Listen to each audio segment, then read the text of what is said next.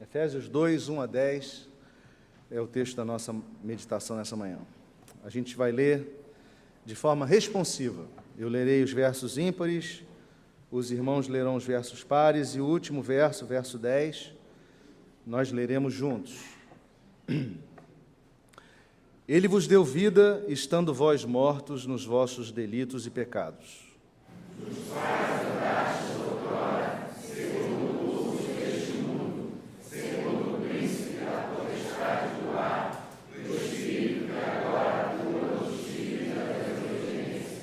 Entre os quais também todos nós andamos outrora, segundo as inclinações da nossa carne, fazendo a vontade da carne e dos pensamentos. E éramos, por natureza, filhos da ira, como também os demais. Mas Deus, sendo rico em misericórdia, por causa do grande amor com que nos amou, e estando nós mortos em nossos delitos, nos deu vida juntamente com Cristo. Pela graça sois salvos. Juntamente com Ele nos ressuscitou e nos fez assentar nos lugares celestiais em Cristo Jesus, para mostrar nos séculos vindouros a suprema riqueza da sua graça em bondade para conosco em Cristo Jesus.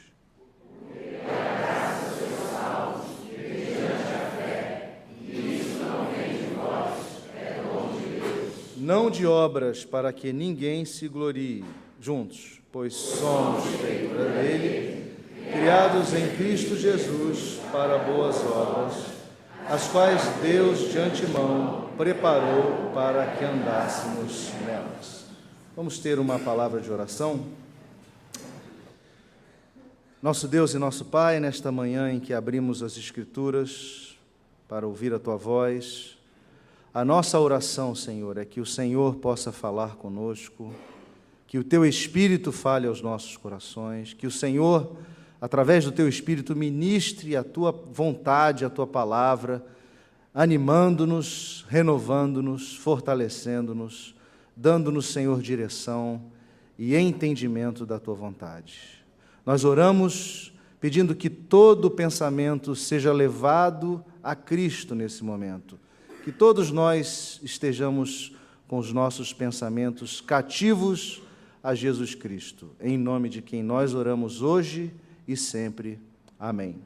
Pode assentar-se, nós temos uma vinheta dessa sessão de sermões, ela pode ser mostrada aí, tio Carlos?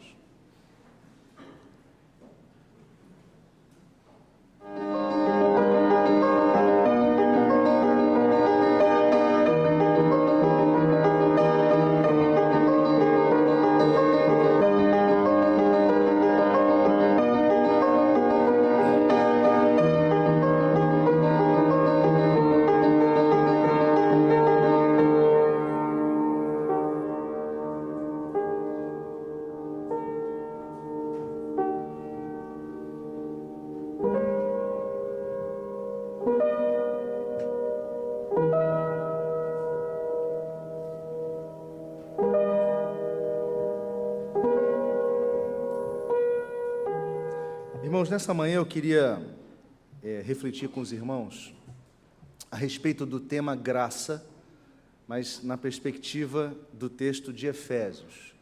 Quando nós paramos para pensar no que representa a religiosidade hoje, eu acho que todos nós concordaríamos que religiosidade hoje, no nosso tempo, na nossa sociedade, é representada principalmente por uma relação de troca. O homem faz alguma coisa e Deus retribui. Se você olhar do ponto de vista das religiões orientais, vamos dizer assim, né, que são bilhões de pessoas, essas pessoas têm uma relação com a divindade, onde elas entregam alguma coisa em sacrifício ou oferta para receber alguma bênção, algum retorno desse Deus. Na matriz católica romana do nosso país, e eu digo isso com muito respeito pelos nossos irmãos católicos, nós temos entranhada a prática da penitência. E a penitência parece levar o homem a receber de volta o favor de Deus. Mas mesmo entre nós, os chamados evangélicos, quando ligamos a televisão, o que nós vemos? Nós vemos uma relação de troca, uma relação que eu dou e recebo, que eu entrego alguma coisa para receber alguma coisa em troca. Pois bem, a questão da graça de Deus, diante desse universo de pensamentos e visões, é uma questão tão cara, complexa, que já na história da igreja era um assunto difícil de se tratar.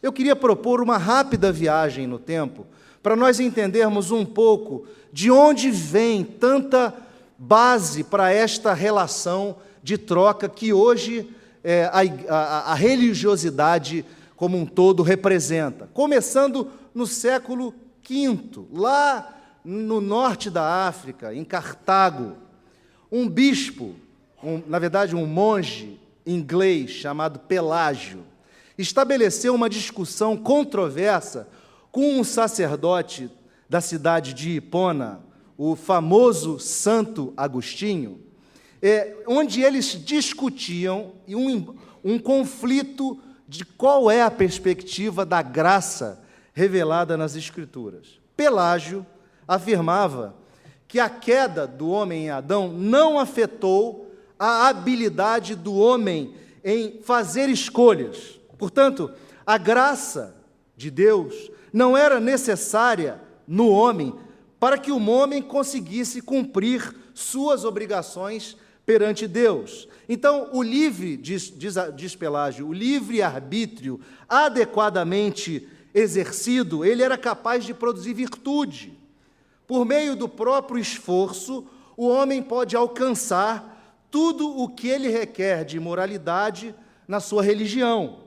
E, portanto, isso vem da descendência de Adão, que não herdou o pecado e a culpa dele, no pecado original. Do outro lado estava Agostinho. Agostinho batia firme, afirmando que nós somos incapazes de obedecer a Deus, sem que Deus manifeste para conosco a sua graça. A queda de Adão, sim, afetou a natureza moral de toda a sua descendência. O homem, sim, é pecador e depende totalmente e exclusivamente da graça livre de Deus, para que ele recupere o seu relacionamento com Deus. E essa graça é indispensável, é irresistível, é infalível. Ela não é conquistada por mérito. No quinto século, essa discussão levou à excomunhão do Pelágio. O concílio de Éfeso, o concílio de Éfeso, condenou a visão de Pelágio a respeito da não imputação do pecado sobre o homem descendente de Adão. E o que acontece? Agostinho fez com que sua doutrina permanecesse a doutrina da igreja. Pois bem, num outro lugar, e aí numa outra perspectiva de uma outra religião, no século VII, nasce o islamismo, através de Maomé, lá na região da Arábia, em Medina. Maomé disse ter recebido uma revelação que ele registrou no Corão. E a mensagem de Maomé, do Islã, ela é caracterizada por uma salvação na qual basta-se acreditar no único Deus, rezar 5 vezes por dia, submeter-se ao jejum anual no mês do Ramadã, pagar as dívidas das dádivas rituais e efetuar, se possível, uma peregrinação à cidade de Meca. No Corão, no capítulo 22, verso 56, lê-se o seguinte, abre aspas, o reino, naquele dia, pertencerá a Deus, e ele vos julgará. Aqueles que tiverem crido e praticado o bem irão para o paraíso. Aqueles que tiverem descrido e desmentido nossas revelações receberão um castigo humilhante. Esse movimento se espalhou, cresceu, e sabemos o que aconteceu com o Império da Arábia. Pois bem, chegamos ao século XVI. Reforma Protestante. Lutero vai na Catedral de Wittenberg, bate o seu martelo às 95 teses e diz: salvação somente pela graça. Salvação somente pela graça. 130 anos depois, a Assembleia de Westminster, na Inglaterra, o parlamento reunido, fecha o que chamamos de Confissão de Fé de Westminster, que é um dos nossos símbolos de fé da Igreja Presbiteriana, e nessa Confissão de Fé está, no capítulo 14, registrado o que cremos a respeito da fé salvadora. A graça da fé, diz a Confissão de Fé de Westminster, pela qual os eleitos são habilitados a crer para a salvação das suas almas, é a obra que o Espírito de Cristo faz nos corações deles e é ordinariamente operada pelo ministério da palavra. Por esse ministério, bem como pela administração dos sacramentos e pela oração, ela é aumentada e fortalecida. Na sequência, a Igreja Católica Romana se levanta contra a reforma, faz um concílio em Trento e estabelece um documento no Concílio de Trento, que queria trazer de volta a frase: fora da igreja não há salvação. E aí, nesse documento, está registrado que a justificação é infundida no homem por Jesus Cristo, a quem está unido. Ao mesmo tempo, essa justificação, ela entrega fé, esperança e caridade, porque a fé nem une perfeitamente com Cristo, nem faz o membro vivo de seu corpo, se não se lhe ajuntarem a esperança e a caridade. Portanto, o Concílio de Trento olha a doutrina da igreja e diz: é necessário sim ter fé, mas sem caridade não fecha a conta. Isso é chamado de semi-pelagianismo. E esse embate vem se travando desde então. No século XIX, surge um outro movimento que influencia muitos dos nossos conhecidos no Brasil. Allan Kardec, na França, escreveu, em 1864, o seguinte: enquanto a máxima, fora da caridade não há salvação, assenta um princípio universal e abre a todos os filhos de Deus acesso à suprema felicidade, o dogma fora da igreja não há salvação, ele estava batendo contra a Igreja Católica, se estriba não na fé fundamental em Deus e na imortalidade da alma, fé comum a todas as religiões, porém numa fé especial, em dogmas particulares, e é exclusivo e absoluto. Longe de unir os filhos de Deus, separa-os, em vez de incitá-los ao amor de seus irmãos. Alimenta e sanciona a irritação entre os sectários dos diferentes cultos, que reciprocamente se consideram malditos na eternidade, embora sejam parentes e amigos sectários. Meus filhos, na máxima, fora da caridade não há salvação, estão encerrados os destinos dos homens, na terra e no céu. Na terra, porque a sombra deste estandarte que viverão em paz, no céu, porque os que houverem praticado acharão graças diante do Senhor. Então, o Espiritismo nasce alimentando-se dessa discussão de graça e salvação, e estabelece uma doutrina a partir da qual só é salvo quem faz obras. Não há salvação sem obras. Em suma, irmãos, hoje nós vivemos uma sociedade que é permeada de todos esses conceitos de salvação, que é baseada no mérito humano, que é baseada nas obras realizadas pelos homens. E isso gera em nós, irmãos, a percepção de uma relação de troca com Deus, sem que a gente se dê conta. Sem que a gente se dê conta, a gente estabelece uma relação de troca com Deus. Vou te dar um exemplo. Se você se ajoelha na oração de confissão aqui, e tem em mente que a dor do seu joelho leva você ao favor de Deus, você está equivocado, meu irmão e minha irmã. Mas isso acontece de uma forma tão natural, tão sem a gente pensar, que nós fazemos sem pensar. Não existe entre nós e Deus uma relação de troca. Essa questão da salvação pelas obras gera também em nós um sentimento de incerteza, Já que se por alguma razão nós não conseguíamos fazer a nossa parte das obras, será que teremos garantias a respeito da vida eterna? Então, todos esses temas povoam a nossa mente, as nossas questões. E eu queria propor nessa manhã, então, a reflexão sobre este tema, que é a graça que traz descanso. Não descansando na graça, mas a graça que traz descanso. Paulo está escrevendo aqui a uma igreja cosmopolita que ficava numa região de alto tráfego comercial, uma região onde os romanos se mudavam para lá para se aposentarem, para viverem ali o resto das suas vidas. Uma região marcada por uma multiplicidade de culto, uma cidade que tinha um templo que era considerado uma das sétimas maravilhas,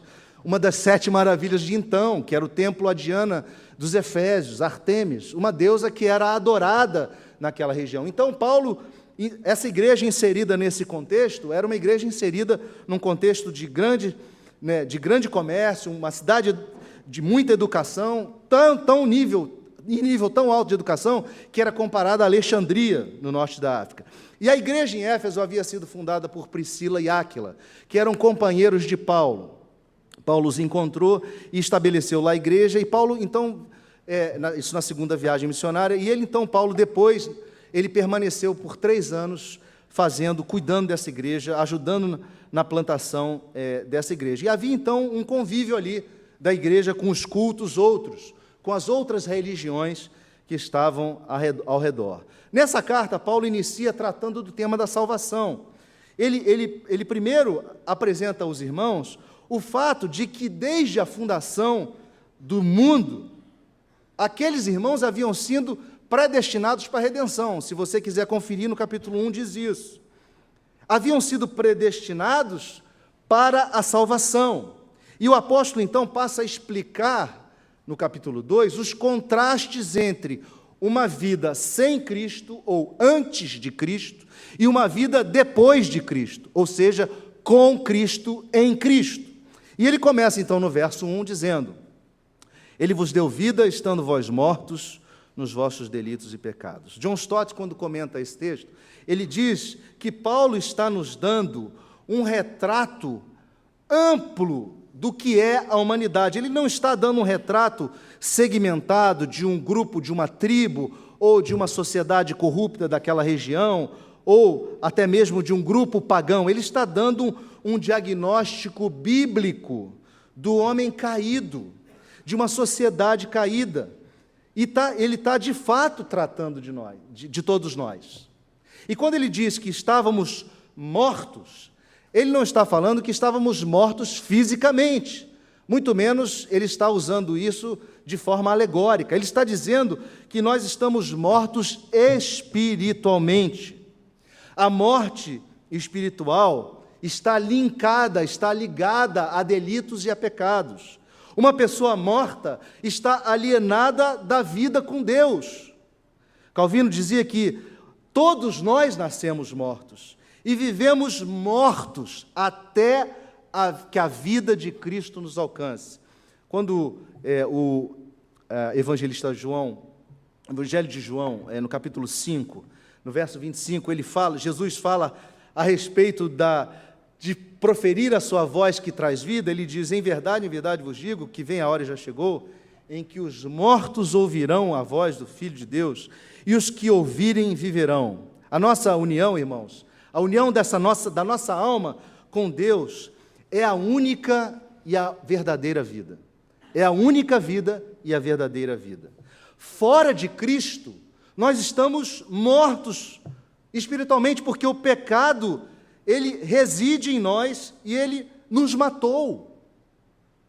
Nós morremos. Paulo, escrevendo aos cristãos em Roma, ele deixa muito claro, no capítulo 5, verso 12, portanto, assim como por um só homem entrou o pecado no mundo, e esse homem foi Adão, e pelo pecado a morte física e espiritual, assim também a morte passou a todos os homens, porque todos pecaram. Nós todos pecamos em Adão.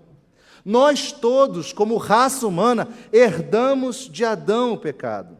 Então, nós, antes de termos a Cristo, estamos num mundo que está cego para as coisas de Deus, está surdo para a voz do Espírito Santo, está insensível para a presença de Deus, incapaz de chamar Deus de Pai, incapaz de chamar Deus de Paizinho. Existe atualmente uma série na TV, muito conhecida, já antiga, que é a chamada Walking Dead, que são os mortos que andam, se fosse uma tradução meio literal, os mortos andantes. Né? O Walking Dead é uma série que mostra vários zumbis que estão sempre perseguindo aqueles que estão sãos.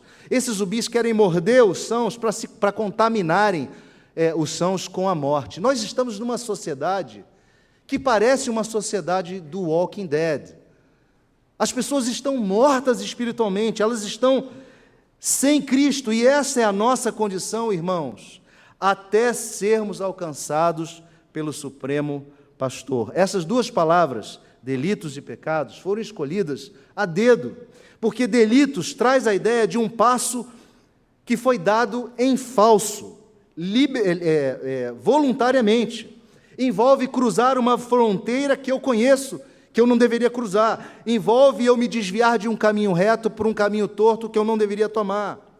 Já o pecado traz a ideia de errar o alvo, de ficar aquém de um padrão. Juntas, essas palavras, elas dão um aspecto amplo de que nós estamos cobertos de erros passivos e ativos.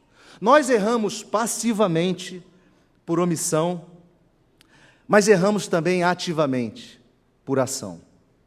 Paulo continua dizendo no verso 2, nos quais andastes outrora, segundo o curso deste mundo, segundo o príncipe da potestade do ar, do espírito que agora atua nos filhos da desobediência, entre os quais também todos nós andamos outrora, segundo as inclinações da nossa carne, fazendo a vontade da carne e dos pensamentos, e éramos, por natureza, filhos da ira, como também os demais. Irmãos, andarmos em delitos e pecados é andarmos escravos, é andarmos sem liberdade, escravos de forças contra as quais nós, sozinhos, não temos controle.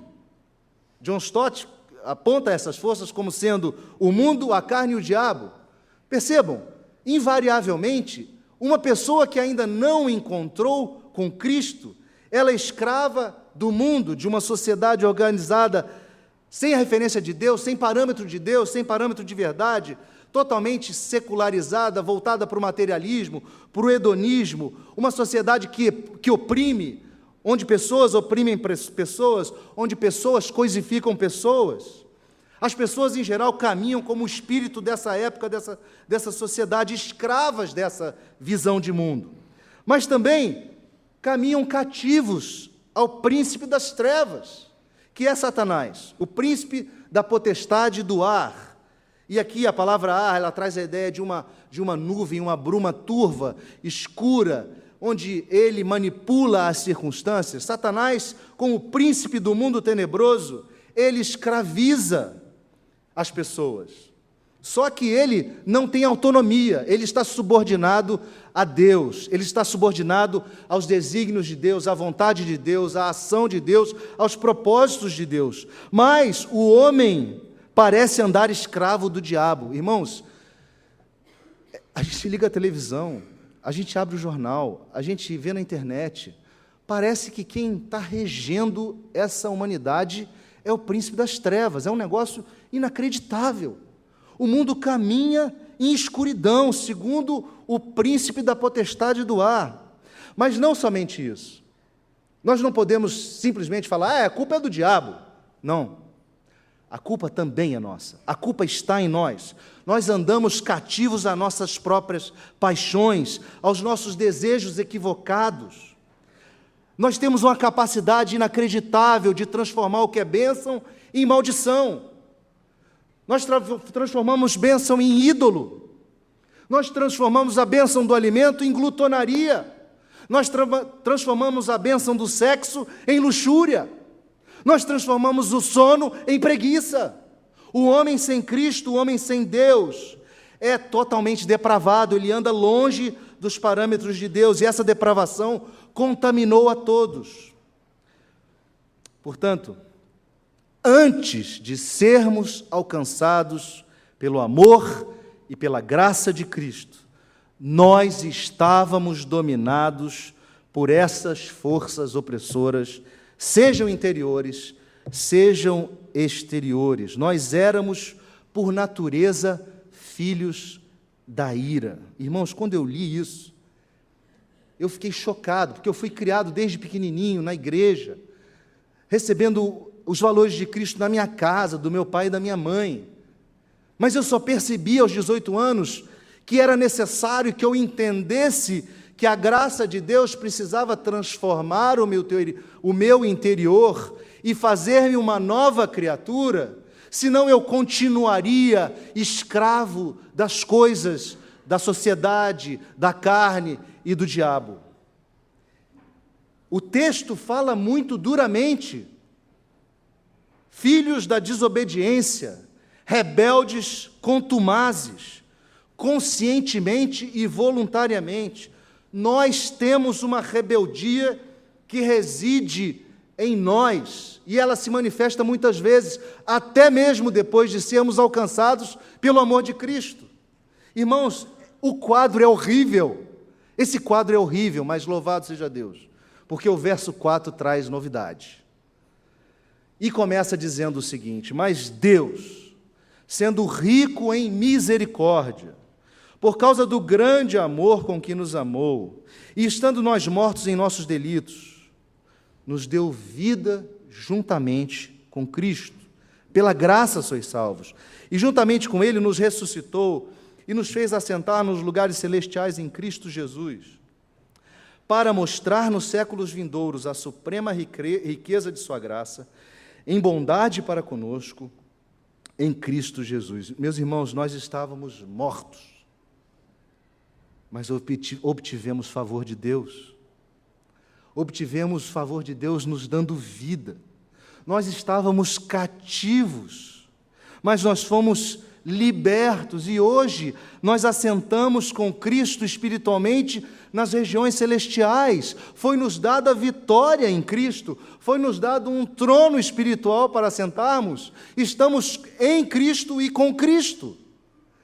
Portanto, saímos de uma total escuridão para uma total claridade, uma total depravação para uma total redenção. Nossa união com Cristo nos fez participantes da sua ressurreição, da sua ascensão e do seu trono. O John Stott, também comentando esse texto, ele fala que uma doença radical exige um remédio radical. A doença radical é o pecado, é o que nos separa de Deus, é o que nos configura como filhos da ira. O remédio radical é o sangue daquele que morreu naquela cruz. É o sangue de Cristo derramado em favor daqueles seus que Ele amou desde a fundação do mundo e chamou para si para pertencerem a Ele. Por que razão, irmãos, Deus teria feito tudo isso?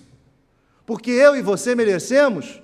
Porque eu e você somos bonzinhos? Ou estamos tentando pagar os nossos impostos corretamente? Ou porque estamos fazendo isso ou aquilo? Não. Não pelos nossos méritos, não pelas nossas obras, puramente por causa do seu amor e misericórdia. Deus nos amou, nos derramou graça e nos derramou bondade, e nós que éramos filhos da ira, agora fomos alcançados pelo amor do Pai. Nós que vivíamos debaixo da ira, agora experimentamos o amor. Somente o amor poderia triunfar sobre a ira. Nós estamos em Cristo, nós estamos com Cristo, e assim vivemos a presença de Cristo em nós. Experimentamos os frutos da graça em nós. Verso 8 continua: porque pela graça sois salvos, mediante a fé.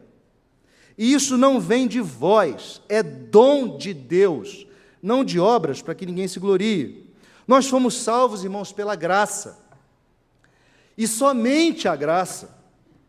Foi através da fé que nós obtivemos a graça, mas essa fé não nasceu com você.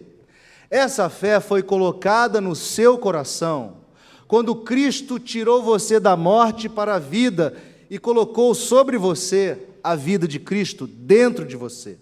E você foi regenerado no seu coração. E você passou a entender quem Cristo era, e passou a se entregar a Cristo, e passou a crer em Cristo.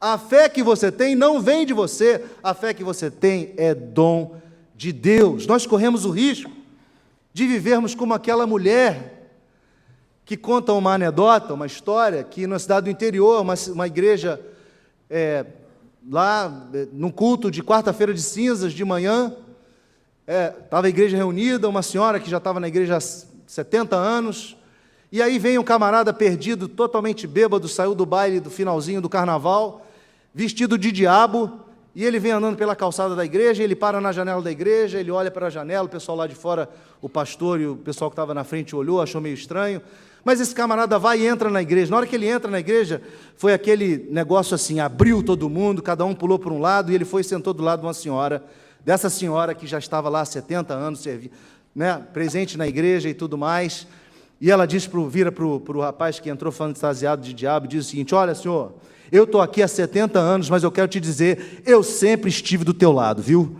Então, irmãos, nós corremos o risco de estarmos aqui assentados, sem experimentar regeneração, sem experimentar a graça de Deus, sem experimentar nova vida e transformação. A salvação e a fé, ambas são dom de Deus. E a salvação é muito mais do que o perdão. É a libertação da morte, da escravidão e da ira que nós falamos do verso 1 a 3. E a graça é esse favor imerecido de Deus em nossa direção. A graça é um favor imerecido. Deus decidiu ser favorável a nós. Ponto. Eu não tenho que fazer nada.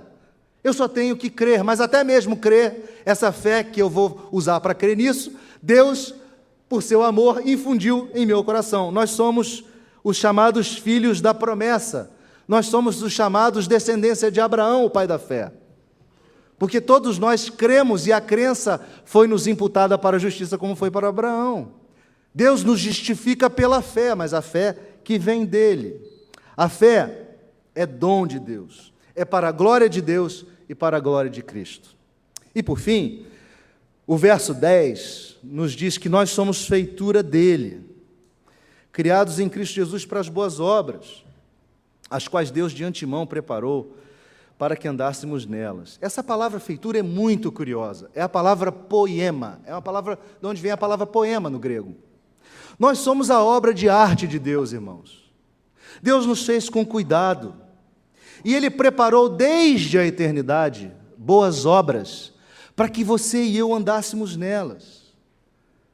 O pastor John MacArthur, ele diz que as oportunidades e a força de vontade de realizar as boas obras são subsequentes à decisão de Deus, são resultantes da decisão de Deus em nos alcançar, são frutos capacitados por Deus, que são uma evidência da graça que essa salvação, que realizou a salvação em nossos corações.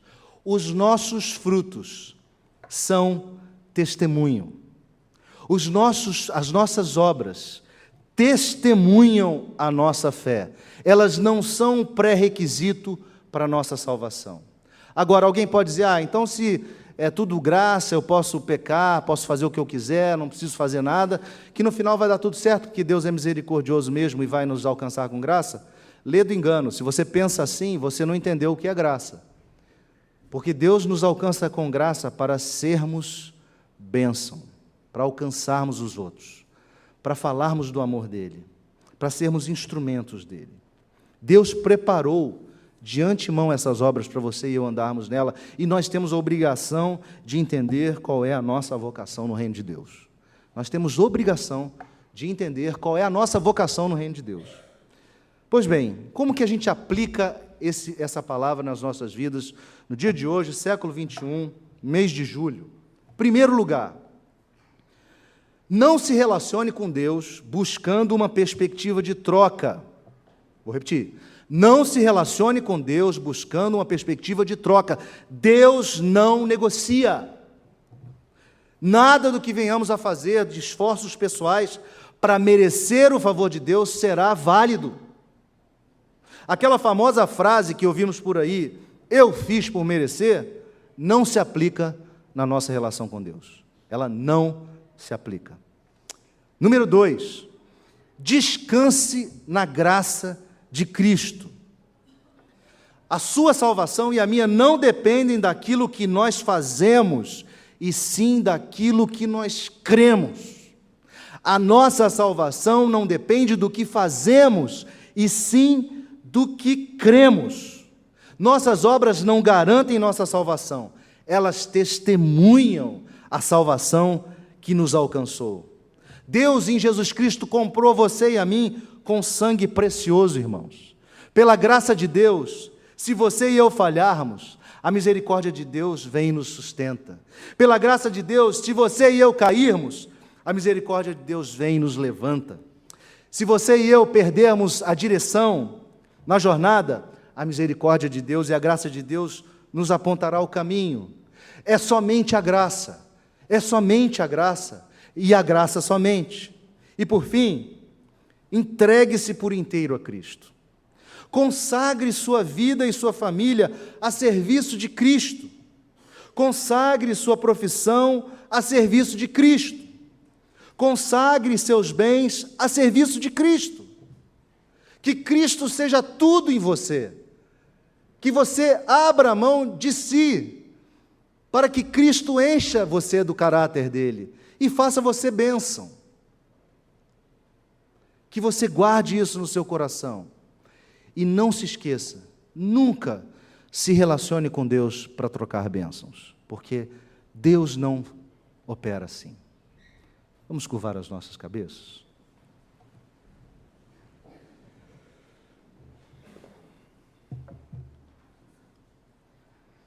Eu não sei como você entrou aqui hoje de manhã, e também não sei quais aflições você tem no coração, e também não sei se você anda angustiado porque acha que precisa fazer alguma coisa para Deus.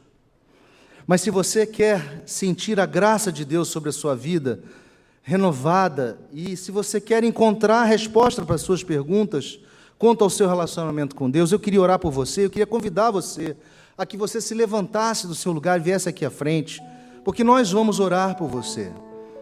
E nós passamos por essas questões, todos nós. Fique à vontade.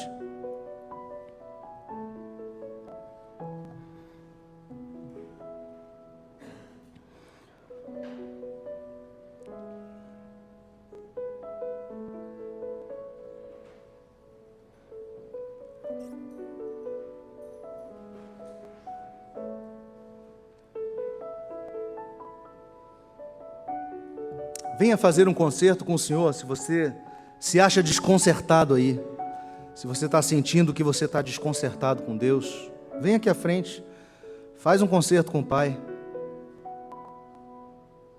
É somente a graça, gente.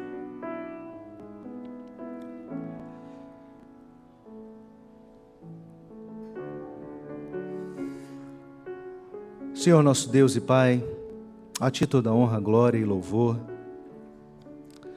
As nossas vidas estão aqui diante do Teu altar, contemplando a Tua cruz vazia, porque o Senhor ressuscitou e vive, aleluia.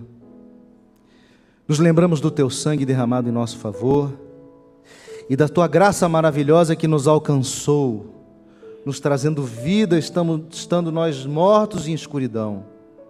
Deus, muito obrigado porque o Senhor nos visitou e nos trouxe paz. O Senhor nos justificou e nos trouxe redenção. Ó Deus, aqui estão Teus filhos, alguns angustiados, em dúvida, com problemas, com necessidades que só o Senhor conhece no interior. Só o Senhor sonda os corações. Só Tu sabes as dúvidas, as questões que residem em cada coração. Nós queremos orar pedindo a Tua intervenção nessas vidas aqui nesta manhã, Senhor, para que a Tua graça possa inundar esses corações e possa trazer novidade de vida, trazer direção, trazer, Senhor, leveza, trazer paz. Se alguém estiver caído, que o Senhor levante, se alguém estiver desanimado, que o Senhor reanime. Ó Deus, vem visitar-nos com graça e poder, pois nós oramos confiados em Ti e na Tua graça e no Teu grande amor por nós, em nome de Jesus. Amém.